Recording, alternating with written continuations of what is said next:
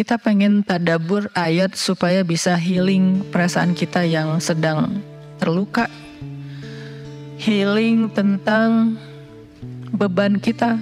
Gimana cara biar kita tuh, kalau bahasa terapis tuh rilis beban, masalah, curhat supaya rilis gitu kan, rilis curhat. Oke, itu salah satu metode. Terus apa metode lain untuk kita rilis atau kita bisa healing dengan ayat-ayat Al-Quran? Tadabbur. Jadi ada tafakkur, ada tadabbur, ada terapi. Islam itu banyak banget hal-hal yang bagus, tapi tidak ada yang lebih indah dan lebih tepat dan lebih efektif daripada terapi dengan tadabbur Al-Quran. Bukan hanya baca, tapi tadabbur Al-Quran.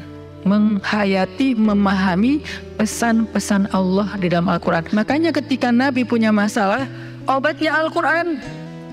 Itulah kenapa di dalam Al-Quran Allah menyebutnya wasyifa'un lima fis sudur. Dia itu obat, penyembuh, bahkan bukan obat. Kalau obat itu dawa, kalau syifa penyembuh. Dawa belum tentu sembuh, bisa sembuh bisa enggak. Tapi kalau syifa ya udah pasti sembuh.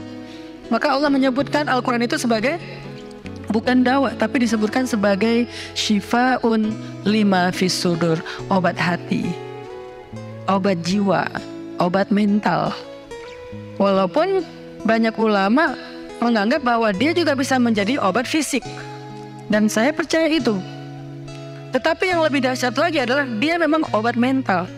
Pertanyaannya, bagaimana menjadikan Al-Quran sebagai syifa, healing? Ayat-ayatnya gimana cara kita mentadabburinya? Semua ayat sama, cuman yang membedakan satu dengan yang lain fadilahnya. Tapi semua sama-sama istimewa. Jadi nggak boleh ada satupun ayat yang kita anggap nggak penting. Alif Lam Mim, apa pentingnya ya? Nun, Qaf, Shad, satu huruf doang. Enggak, biasa aja. Sehingga kita ngerasa membaca ayat itu nggak terlalu istimewa. Sama, satu huruf pun itu istimewa di Al-Quran. Kan kata Nabi satu huruf seperti 10 kebaikan. Jadi kalau kita baca Nun, udah aja, alhamdulillah udah ngaji. 10 kebaikan loh itu. Tapi kalau udah tahu 10 kebaikan, ngapain satu huruf? Udah aja wal qalami wa ma yasturun, lanjut dong. Udah tahu tuh 10 kebaikan cuma satu huruf, sayang banget ya, karena ada waktu. Dan ketika membacanya jangan target saya harus cari waktu yang tepat nih buat baca Quran biar khatam 1 juz. Jangan cari waktu yang tepat, susah. Lama-lama sampai malam akhirnya nggak kebaca. Asal ada waktu baca aja dulu, dapat 1/2 halaman, dapat 2 baris, dapat 1 baris, pokoknya baca aja dulu. Jadi tadabbur, cara untuk bisa menjadikan Al-Quran sebagai syifa, tadabbur. Bagaimana dulu Nabi, sahabat, orang-orang solih mentadabburi Al-Quran? Yang pertama adalah mereka membaca Al-Quran secara tematik, supaya kita dapat sesuai dengan problem kita, masalah kita, hajat kita. Tematik. Lagi ada masalah apa kita?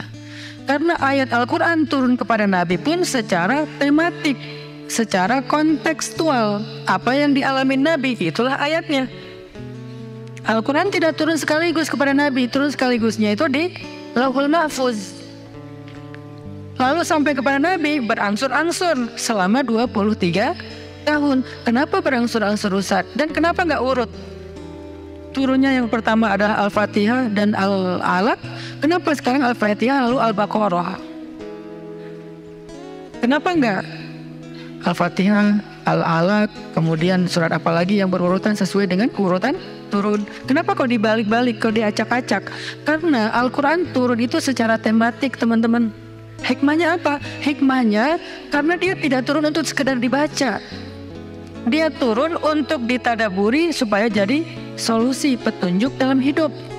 Petunjuk apa? Petunjuk terhadap masalah yang lagi dihadapin. Dan kita nggak akan dapat petunjuk kalau nggak ngerti kan? Coba baca petunjuk penggunaan obat. Bahasanya bahasa bahasa Thailand misalnya. Banyak kap-kapnya. Susah kan kita? Gimana berapa hari sekali? Kayaknya 5 kali sehari deh. Padahal cuma 2 kali sehari. Nggak bisa dapat petunjuk karena nggak ngerti. Maka supaya kita bisa tadabbur, kita pahami. Nah, memahaminya apa? Sesuai dengan tema. Kita boleh aja bagus banget malah baca Al-Quran secara berurutan, tapi itu target baca ya, target tilawah, bukan target tadabbur. Tadabbur beda sama tilawah. Tilawah tetap dia nggak usah diganggu-gugat, udah segitu aja. 1 hari 1 juz, setengah juz, 2 bulan sekali khatam, sebulan sekali khatam, itu lanjut aja udah. Karena itu memang target membaca. Tapi target tadabbur beda sama target membaca. Bikin 2 target. Kalau tadabbur memang gak panjang-panjang dan gak berurutan, tematik. Kita mau lagi masalah apa sih? Gimana kita cari temanya Ustadz? 1, bisa nyari ke Simbah Google, ayat tentang, klik keluar. Buat kita yang mungkin kita sama nih dengan saya, masih sama-sama belajar, paling gampang tadi nanya aja ke Google, pakai aja indeks. Atau cara yang lebih, ini kalau mau, saya beberapa kali nyoba soalnya, kalau mau bukan ngetes ya, kalau mau agak sedikit lebih seru nih, agak lebih seru. Tapi kalau belum berhasil jangan salahin saya. Kalau agak lebih seru nih, saya suka gini, pegang Quran, lagi ada masalah nih, Bismillah, ayatnya pas, wah ini saya banget nih. Bisa kayak gitu juga metodenya. Jadi kayak minta dibimbing sama Allah aja gitu. Tapi kadang-kadang dapat ayatnya tuh nggak sesuai tema saya, Ustaz, kata kita.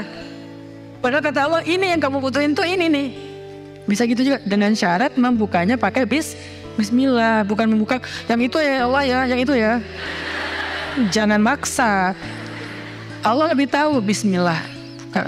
Ayatnya tentang makanan. Oh mungkin kita masalahnya emang masalah berat badan mungkin, atau masalah mubazir mungkin, sehingga merembet kemana-mana. Allahu alam. Tapi kalau mau lebih jelas ya udah cari pakai yang tadi, dapat ayatnya secara tematik.